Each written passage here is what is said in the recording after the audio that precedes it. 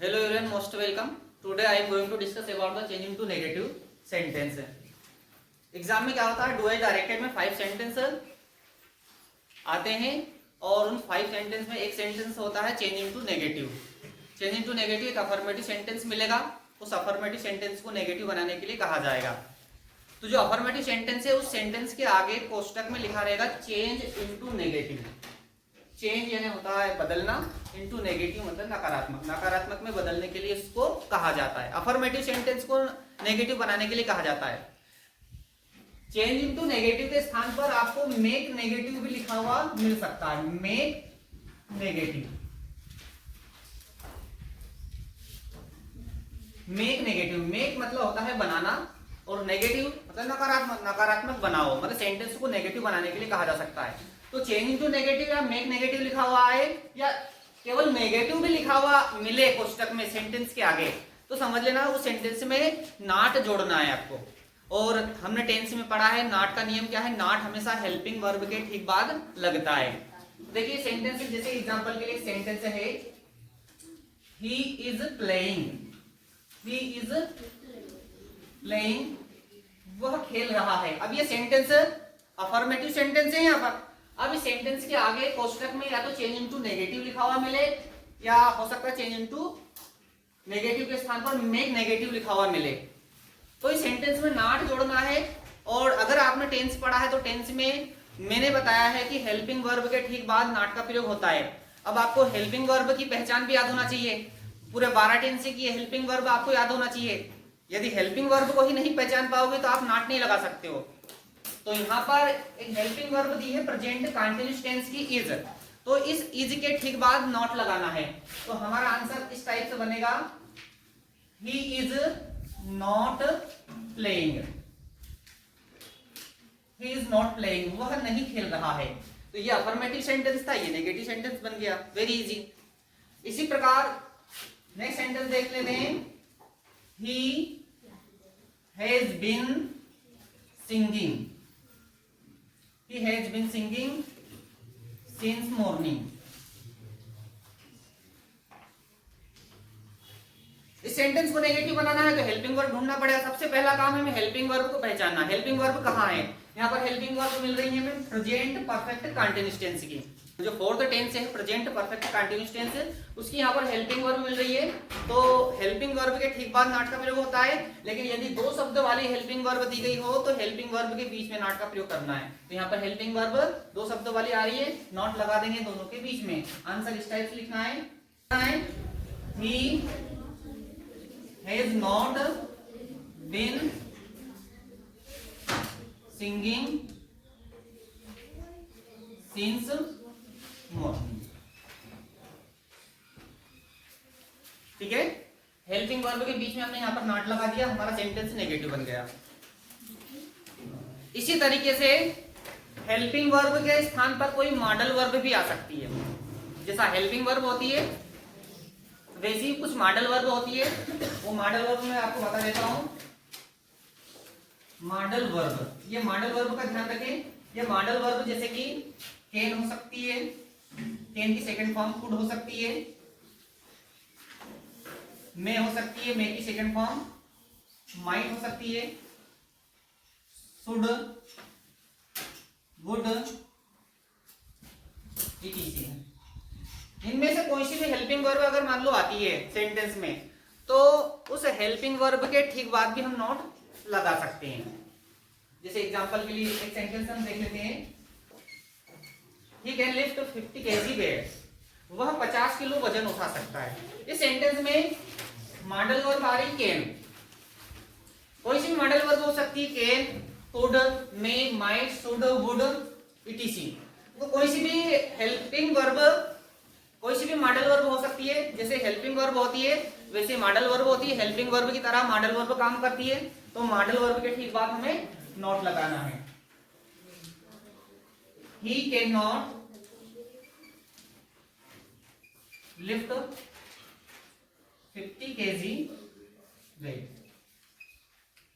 ये सेंटेंस हमारा नेगेटिव हो गया। ध्यान रखें एक मॉडल वर्ब है कैन, कैन के साथ ही नॉट जुड़ा हुआ रहता है, दूर नहीं लिखते उसको, कैन के साथ ही जोड़कर लिखते कैन नॉट। ये कैन के साथ करना है आपको, बाकी दूसरी मॉडल वर्ब के साथ ऐसा नहीं करना है। नॉट तो लगाना है नेगेटिव बनाने के लिए। तो ये 3 सेंटेंस है, 2 सेंटेंस मैंने आपको हेल्पिंग वर्ब वाले बता दिए। अगर हेल्पिंग वर्ब आती है तो नॉट लगाना है, और यदि मॉडल वर्ब आती है तो मॉडल वर्ब के ठीक बाद नोट लगाना है। ठीक है, वेरी इजी। लेकिन इतने इजी सेंटेंस एग्जाम में नहीं पूछते हैं, ध्यान रखें।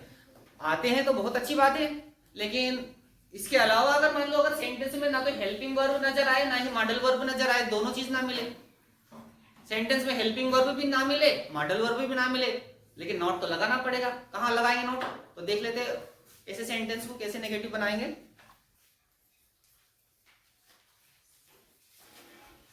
शी सिंग्स अ सॉन्ग, वह गाना गाती है। सेंटेंस को नेगेटिव बनाना है। अब नेगेटिव बनाने के लिए मैंने कहा है कि हेल्पिंग वर्ब के ठीक बाद नोट लगाना है।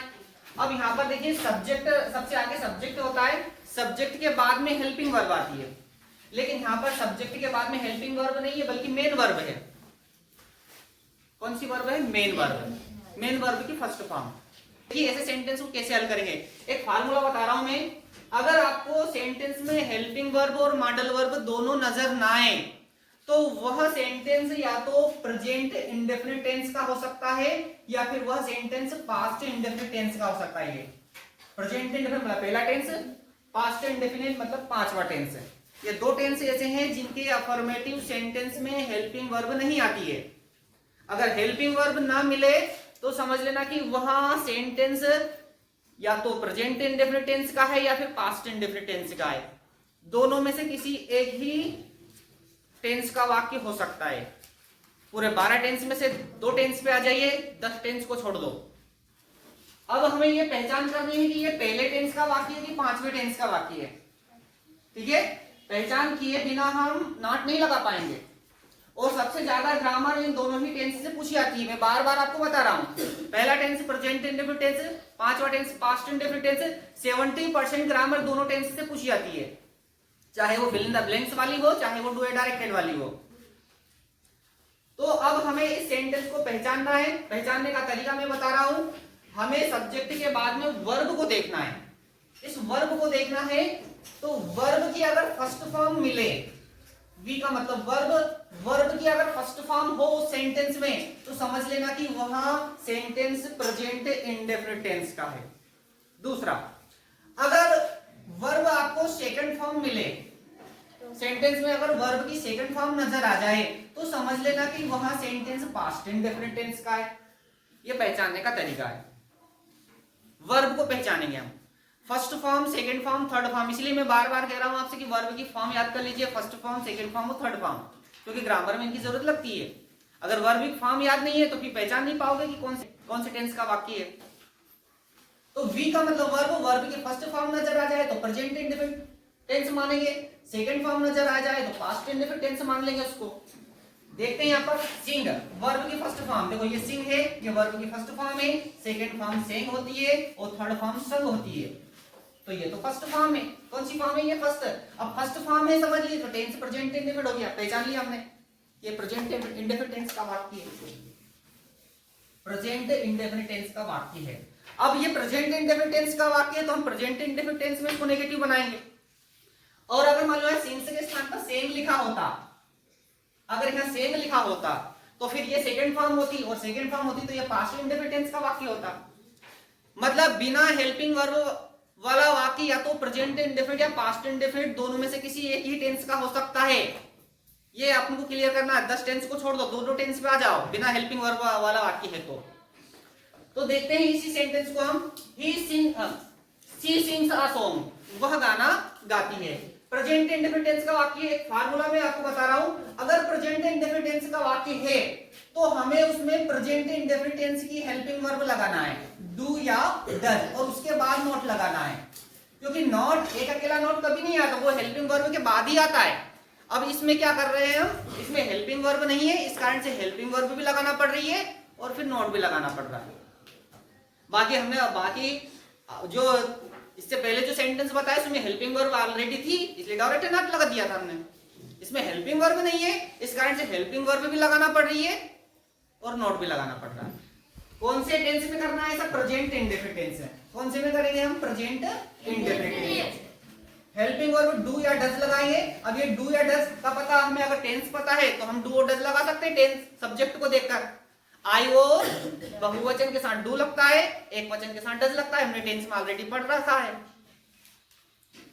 तो हम या तो डू या डज लगाएंगे, उसके बाद नोट लगाएंगे। एक बात का और ध्यान रखें, अगर वर्ब की फर्स्ट फॉर्म में एस या ईएस जुड़ा हुआ मिले, वर्ब की फर्स्ट फॉर्म में एस या ईएस जुड़ा हुआ मिले तो उसको हटा देना, उसको हटाना है। जिस वर्ब से आपने सेंटेंस को पहचाना है उस वर्ब के अंत में एस या ईएस लगा हुआ मिले तो उसको हटा देना है।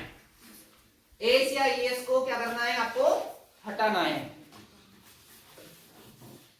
एस या ईएस कहां से हटाएंगे? वर्ब की फर्स्ट फॉर्म से एस या ईएस हटाना है, ये आपको करना है। आपने डू और डज भी लगा दिया, नोट भी लगा दिया, लेकिन ये एस या ईएस हटाना भूल गए ना तो आपका सेंटेंस गलत माना जाएगा। इसलिए एस या ईएस का ही खेल है इसमें। ये एस या ईएस क्यों हटा रहे? क्योंकि हमने टेंस में पढ़ा है कि जहां डू डज का इस्तेमाल होता है वहां एस या ईएस का इस्तेमाल होता ही नहीं है। अफर्मेटिव में एस या ईएस लगता है, ये अफर्मेटिव है ना, इसमें एस लगा हुआ है। इसको नेगेटिव बनाएंगे तो एस हटाएंगे ना हटाएंगे, क्योंकि नेगेटिव में एस या ईएस थोड़ी यूज होता है। इसलिए तो जब भी हम हेल्पिंग वर्ब के साथ नोट जोड़े और अगर उसमें एस या ईएस लगा हुआ मिले तो उस एस या ईएस को हटाना है। ये कौन सी टेंस में करना है? प्रेजेंट इंडेफिनिट टेंस में। ध्यान से समझ लेना इस फार्मूले को। अगर ये पास्ट इंडेफिनिट टेंस का वाक्य होता, अगर यहां सिंस के स्थान पर सेइंग लिखी हुई होती तो सेकंड फॉर्म होती तो पास्ट इंडेफिनिट का होता, और पास्ट इंडेफिनिट का वाक्य होता तो हम उसको पास्ट इंडेफिनिट में नेगेटिव बनाते। तो पास्ट इंडेफिनिट टेंस की हेल्पिंग वर्ब डिड क्या लगाते? डिड। और उस डिड के ठीक बाद नोट लगाते। डिड के ठीक बाद नोट, डिड के ठीक बाद नोट लगाना है। और क्या करना है? ये जो सेकंड फॉर्म है ना, इस सेकंड फॉर्म को वर्ब के फर्स्ट फॉर्म बनाना है। सेकंड फॉर्म को वर्ब की फर्स्ट फॉर्म बनाना है। क्यों बनाना है? क्योंकि डिड के साथ हमेशा वर्ब की फर्स्ट फॉर्म आती है। ये कौन से टेंस में करना है? पास्ट इंडेफिनिट टेंस में। तो ये एक हमारा एक फार्मूला तैयार हो गया। ये फार्मूला आप याद रखें दोनों टेंस का। ये फार्मूला यूज करेंगे तो आपका नेगेटिव सेंटेंस बन जाएगा। कभी भी नेगेटिव सेंटेंस बनाने के लिए आपका सेंटेंस गलत नहीं होगा। दोनों टेंस देखिए, अब हमें ये दोनों टेंस के वाक्य पढ़ते हैं। देख लीजिए, प्रेजेंट इंडेफिनिट टेंस का वाक्य है। आंसर हमारा बनेगा सी। सी एक वचन है और एक वचन के साथ हेल्पिंग वर्ब डज यूज होती है। एक वचन के साथ डज लगाएंगे, डज के बाद नोट लगा देंगे, एस को हटा देंगे। तो सी के साथ हमने हेल्पिंग वर्ब डज लगा दी, डज के बाद नोट लगा दिया। सिंग्स में से एस हटाएंगे तो लिखेंगे sing a song. She sings a song, वह गाना गाती है। She does not sing a song, वह गाना नहीं गाती है। इसी सेंटेंस को मैं पास्ट इंडेफिनिट में बना के दिखाता हूं। अगर ये सेंटेंस ऐसा होता, सी सेंग अ सॉन्ग, उसने गाना गाया, ये सेकंड फॉर्म है मान लो। अब सेकंड फॉर्म है तो हम इसको पास्ट इंडेफिनिट टेंस में बनाएंगे। पास्ट इंडेफिनिट टेंस की हेल्पिंग वर्ब लगा देंगे डिड, डिड के बाद नोट लगा देंगे, सेकंड फॉर्म को वापस फर्स्ट फॉर्म बना देंगे। आंसर हमारा ऐसे बनेगा सी। सी के साथ लगा देंगे हेल्पिंग वर्ब डिड और डिड के बाद लगा देंगे नॉट, सेकंड फॉर्म को बना देंगे first form sing a song. ये बन गया नेगेटिव। कितना सिंपल आया समझ में? तो ये प्रेजेंट इंडेफिनिट पास्ट इंडेफिनिट का फार्मूला आप याद रखें। और देख लेते हैं हम सेंटेंस। जैसे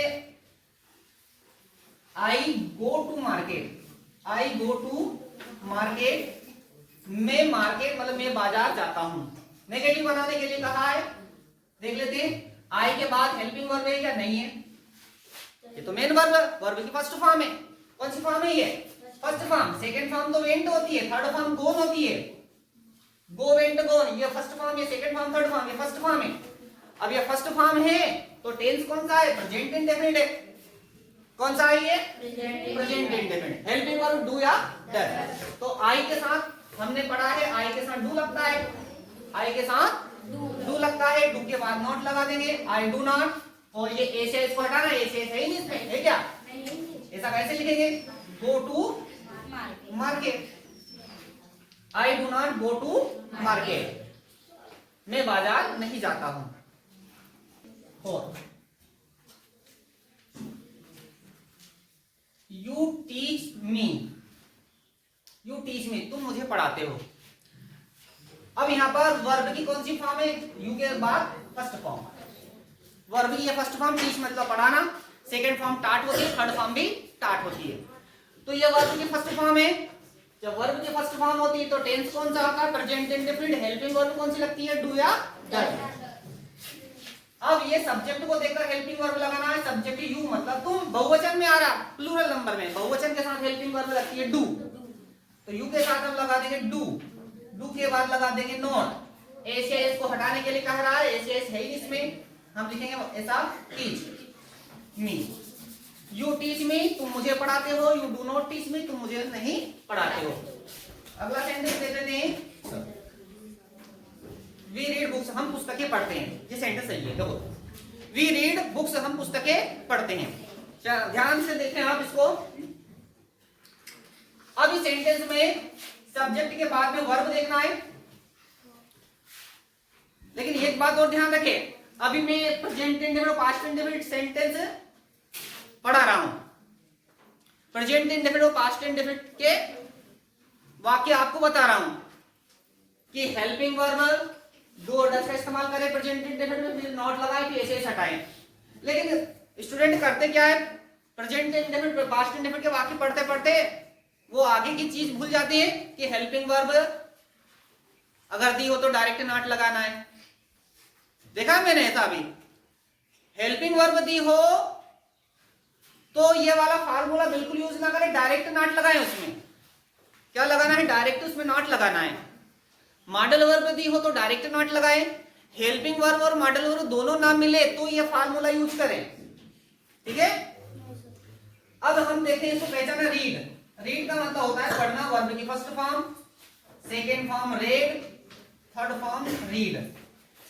रीड, रेड, रीड, देखो स्पेलिंग तीनों की सेम है, पढ़ने का अंतर है। इसको रीड पढ़ते हैं, इसको रेड पढ़ते हैं, इसको रीड पढ़ते हैं। वर्ब की तीनों फॉर्म एक जैसी है। वर्ब को पहचानोगे तभी तो हम वाक्य को नेगेटिव बना पाएंगे। कौन सी टेंस में बनाए, समस्या हो रही है ना कि फर्स्ट फॉर्म है कि सेकंड है कि थर्ड है, कुछ पता नहीं चल रहा। ये थर्ड तो है नहीं, थर्ड तो है नहीं है, क्योंकि थर्ड फॉर्म के आगे हमेशा हेल्पिंग वर्ब आती है। इसमें हेल्पिंग वर्ब तो है नहीं। या तो ये फर्स्ट फॉर्म है या फिर ये सेकंड फॉर्म है, या तो ये फर्स्ट फॉर्म है या फिर ये सेकंड फॉर्म है। तो हमें नेगेटिव बनाना। ध्यान से देखिए सेंटेंस को कि फर्स्ट फॉर्म है कि सेकंड फॉर्म, कंफ्यूजन हो रहा है, पता नहीं चल रहा है कौन सी फॉर्म है। फर्स्ट भी हो सकती है, सेकंड भी हो सकती है। तो ये वाक्य दोनों ही टेंस में बन सकता है, फर्स्ट भी हो सकती है, सेकंड भी हो सकती है। तो हम इसको दोनों में ही बना सकते हैं। अगर हम इसको फर्स्ट फॉर्म मान ले तो प्रेजेंट इंडेफिनिट टेंस का वाक्य, अगर इसको मैंने फर्स्ट फॉर्म मान लिया तो प्रेजेंट इंडेफिनिट टेंस का वाक्य, तो हम इसको प्रेजेंट इंडेफिनिट में बना सकते हैं। देखिए वी के साथ डू लगता है तो हम लिखेंगे डू, डू के बाद लगा देंगे नॉट। एस को हटाने के लिए कह रहा है, एस इसमें नहीं है। Read books, we do not read books. हम पुस्तक पढ़ते हैं, हम पुस्तक नहीं पढ़ते हैं। तो वी हो गया, वी के बाद में हमने हेल्पिंग वर्ब डू लगा दी, डू के बाद नॉट लगा दिया। एस या एस इसमें है नहीं, हमने वैसा का वैसे लिख दिया रीड, और ये books, we do not read books, ठीक है। अब ये प्रेजेंट इंडेफिनिट टेंस में इसको हमने बना दिया। अगर मान लो इसको हम सेकंड फॉर्म मान ले, कौन सी फॉर्म मान ले, सेकंड फॉर्म, तो पांचवा टेंस हो जाएगा, और पांचवे टेंस की हेल्पिंग वर्ब लगाते हैं हम, तो पांचवें बना सकते हैं हम इसको। देखिए इसका दो आंसर हो सकता है। वी के साथ हम हेल्पिंग वर्ब लगा देते हैं डिड, डिड के बाद लगा देते हैं नॉट। सेकंड फॉर्म को फर्स्ट फॉर्म बनाने के लिए कह रहा है, रीड ये सेकंड फॉर्म, फिर हमने इसको फर्स्ट फॉर्म लिखा है, वैसा का वैसे लिख दिया बुक्स। देखिए डबल आंसर इसका। ये वाक्य प्रेजेंट इंडेफिनिट में भी बन गया, पास्ट इंडेफिनिट टेंस में भी बन गया, क्योंकि ये वर्ब फर्स्ट फॉर्म और सेकंड फॉर्म दोनों एक जैसी थी ना, इसलिए इसको हमने दोनों में बना दिया, ठीक है। लेकिन ध्यान दीजिए, अगर ये वाक्य ऐसा होता, he reads a book, he reads a book, वह एक पुस्तक पढ़ता है। ये देखिए इसको पहचानो, वर्ब की फर्स्ट फॉर्म है कि सेकंड फॉर्म। ध्यान दीजिए, ये वर्ब की फर्स्ट फॉर्म है कि सेकंड फॉर्म। मैंने आपको अभी बताया है कि रीड, रेड, रीड, ये तीन फॉर्म होती है। इसको फर्स्ट फॉर्म माने कि सेकंड फॉर्म माने कि थर्ड फॉर्म माने? थर्ड फॉर्म तो होगी नहीं, क्योंकि थर्ड फॉर्म से आगे हमेशा हेल्पिंग वर्ब आती है कोई ना कोई। या तो ये फर्स्ट फॉर्म हो सकती है या फिर ये सेकंड फॉर्म, लेकिन सेकंड फॉर्म भी नहीं है, क्योंकि सेकंड फॉर्म में कभी एच या एस नहीं लगता है। सेकंड फॉर्म में कभी भी एच या एस मतलब ये काम, इसका मतलब फर्स्ट फॉर्म है। कौन सी फॉर्म है ये? First form. अब ये फर्स्ट फॉर्म है तो ये केवल ये वाक्य प्रेजेंट इंडेफिनिट टेंस में ही बनेगा। किसमें बनेगा? ये प्रेजेंट इंडेफिनिट टेंस में ही बनेगा। प्रेजेंट इंडेफिनिट टेंस की हेल्पिंग वर्ब लगाएंगे, नोट लगाएंगे, एच एस दिया है उसको हटा देंगे। ही के साथ डज लगता है, ही डज नॉट। रीड में से हम एस हटा देंगे, रीड अ बुक। वह एक पुस्तक पढ़ता है, he does not read a book, वह एक पुस्तक नहीं पढ़ता है। ये अफर्मेटिव था, ये बन गया नेगेटिव। अब मैं आपको 3 ऐसे सेंटेंस बताऊंगा जो एग्जाम में कंपलसरी हमेशा पूछे जाते हैं। पुराने पेपर से आप उठा लो, किसी भी सन का पुराना पेपर उठा के देख लो, वो 3 वाक्य हमेशा बार बार रिपीट होते हैं, बार बार रिपीट होते हैं, चाहे वो क्वार्टरली एग्जाम हो, चाहे वो हाफ ईयरली एग्जाम हो, चाहे वो एनुअल एग्जाम हो। 3 ऐसे सेंटेंस बताने वाला हूं और वो 3 सेंटेंस को आप बिल्कुल कंठस्थ कर लीजिए, वो हमेशा एग्जाम में पूछे जाते हैं। कौन से वो देख लेते हैं। पहला sentence, I do my work, मैं अपना कार्य करता हूं। I do my work. अब ये सेंटेंस नेगेटिव कैसे होगा? सबसे पहला नियम हमने ये बताया है, अगर हेल्पिंग वर्ब दी गई हो तो डायरेक्ट नॉट लगाना है। हेल्पिंग वर्ब दी हो तो डायरेक्ट नॉट लगाना है। क्या आप में से कोई बता सकता है कि ये सेंटेंस नेगेटिव कैसे होगा? कोई भी स्टूडेंट है हिम्मत किसी में बोल के बता। आई डू माई वर्क, क्या इसको नेगेटिव आप बोल सकते हो? ये सेंटेंस नेगेटिव बोल के दिखाओ। आई do not my work. I do not my work. ठीक बेटिए, देखिए अभी आपने बताया आई डू नॉट माई वर्क, है ना। इन्होंने आंसर दिया है आई डू नॉट माई वर्क, है ना। क्या नाम आपका? साधना, है ना। देखिए इनका आंसर है आई डू नॉट माई वर्क। ये इन्हीं का आंसर है, हर एक स्टूडेंट का यही आंसर एग्जाम में होता है, लेकिन ये सेंटेंस यहाँ पर गलत हो रहा है ना। ये सेंटेंस यहाँ पर गलत होता है। अक्सर स्टूडेंट के द्वारा यही गलती की जाती है। वो गलती क्या? थोड़ा ध्यान से देखिए सेंटेंस को। हम अफर्मेटिव से नेगेटिव सेंटेंस बना रहे हैं, अफर्मेटिव से नेगेटिव सेंटेंस बना रहे हैं, और अफर्मेटिव जो सेंटेंस है पहले टेंस की बात करें तो हेल्पिंग वर्ब डू और डज पहले टेंस की, और अफर्मेटिव सेंटेंस में इसका उपयोग होता है क्या? अफर्मेटिव सेंटेंस में ये डू डज का इस्तेमाल होता ही नहीं है, मतलब ये हेल्पिंग वर्ब है ही नहीं, ये हेल्पिंग वर्ब नहीं है। आपने इसको हेल्पिंग वर्ब समझ रखा है, लेकिन ये हेल्पिंग वर्ब नहीं है, क्योंकि डू डज अफर्मेटिव में आती नहीं है। तो अब ध्यान रखें कि हमें समझना है इसको कैसे। जब कभी भी सेंटेंस में आपको डू नजर आ जाए, डज नजर आ जाए या डिड नजर आ जाए, जब कभी भी सेंटेंस में डू नजर आ जाए, डिड नजर आ जाए, डू डज या डिड नजर आए, तो इनके ठीक बाद कभी भी नॉट ना लगाए, क्योंकि ये हेल्पिंग वर्ब नहीं है। डू डज हेल्पिंग वर्ब जैसी दिख रही है, लेकिन ये हेल्पिंग वर्ब नहीं है। ये डिड हेल्पिंग वर्ब जैसी दिखती है, लेकिन ये हेल्पिंग वर्ब नहीं है। फिर सर समस्या करे तो करे क्या? देखिए करना क्या आपको, इस सेंटेंस को नेगेटिव कैसे बनाएंगे। डू डज और डिड, ये दो helping verb present indefinite tense की जैसी है। देखिए ये डू और डज, ये प्रेजेंट इंडेफिनिट टेंस की हेल्पिंग वर्ब समझ लेते हैं इसको। ये जो डिड है इसको पास्ट इंडेफिनिट टेंस की हेल्पिंग वर्ब समझ लेते हैं, है ना, और डायरेक्ट इनके बाद नॉट लगा के आ जाते हैं। देखिए डज वाला वाक्य देखिए कैसा होता है। मैं 3 सेंटेंस आपको यहां पर लिखने वाला हूं। एक वाक्य है she does her work, she does her work. एक सेंटेंस है डिड वाला, देखते हैं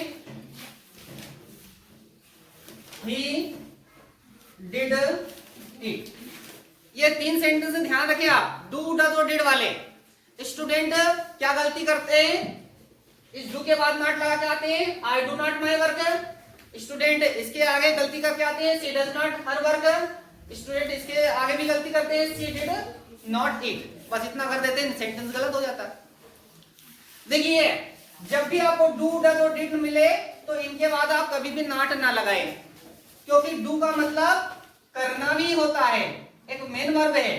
डू का मतलब क्या होता है, करना। आप मेन वर्ब का चार्ट उठा के देखें, उसमें डू लिखी हुई है और डू का मतलब करना होता है, ठीक है।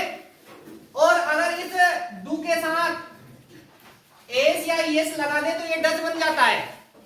ही सी इट नेम के साथ वर्ब की फर्स्ट फॉर्म में एस या जोड़ते हैं, तो जब इस subject he see it name दिया होगा तो उस वर्ब के साथ एस जोड़ना पड़ेगा, तो वो डज बन जाता है।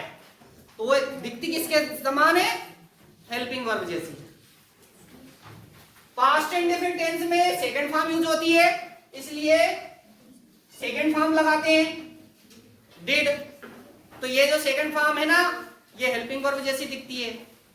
तो आपको ये 3 गलती ना करना है, डू डज और डिड के बाद नॉट ना लगाए अगर नेगेटिव बनाने के लिए कहा जाए। और ये ही 3 सेंटेंस ऐसे जो एग्जाम में बार बार रिपीट होते हैं, बार बार पूछे जाते हैं, कंठस्थ अपने दिमाग में इसको स्टोर करके रखना है। देखिए कैसे करते हैं इसको।